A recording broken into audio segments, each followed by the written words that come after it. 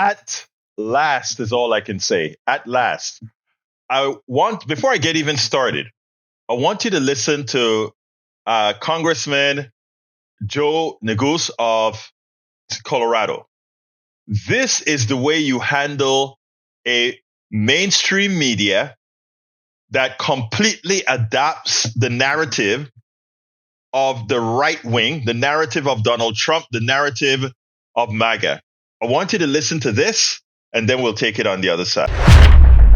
If we come to November 1st and these contingency funds haven't been released, if nothing has been accomplished in restoring SNAP benefits, will you call on your Democratic colleagues to reopen the government and deal with these shutdown crises immediately, deal with healthcare conversations once the government is reopened? So let me ask you a question.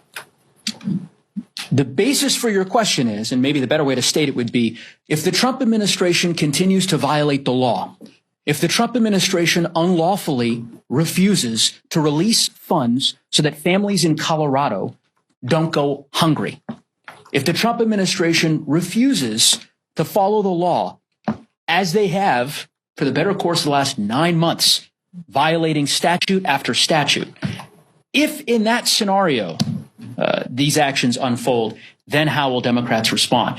That, my view, would be a more fair characterization of the question that you've posed, because it does feel a little bit like we're in the twilight zone here with an administration that is lawless, violates the law with impunity, is now doing so with respect to the release of funds for families that may go hungry. We're here in Washington. You're here in Washington. House Republicans are gone, 6 weeks and counting, gone, literally gone. Won't show up in Washington, won't do town halls back in their respective districts. And somehow the question is posed to House Democrats as to how we will respond. The Trump administration needs to follow the law. And insofar, you've heard all my colleagues repeatedly suggest we would like to negotiate an agreement in good faith with our Republican colleagues. That is why we're here in our nation's capital. Question should be posed to Republicans. When will they get serious about working with us in good faith so that we can reach an agreement? The passion you hear is frustration with the fact that Republicans could just simply abandon their post for 6 weeks, that the Trump administration can just violate the law without consequence. It should offend everyone. It certainly offends me. So Joe Neguse nails it.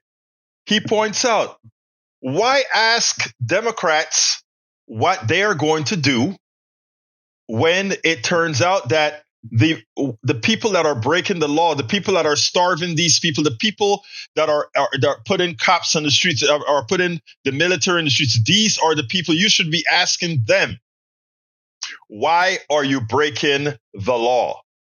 Don't ask what are Democrats going to do to open the government back.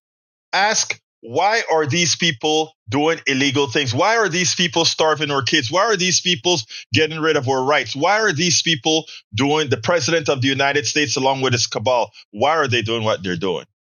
When you start asking those questions, media, then we can take you seriously. Then we can consider that it's worth answering your questions. All of our country's problems, from polarization to ignorance on domestic and international issues to a complete misunderstanding of our economic and healthcare systems, are a direct result of a derelict mainstream media that too often bend over backwards to support corporate or bought politicians' wants as opposed to the people's needs for real information to make their lives better. Independent media is the only solution to inform truthfully and factually. Why? Because our loyalties are to you, the ones who fund us with small dollar contributions and subscriptions. Please consider supporting our independent media platforms by subscribing to our Egberto Off the Record newsletter at politicsdoneright.com/newsletter. Again, that is politicsdoneright.com/newsletter. It's an investment that pays incalculable dividends.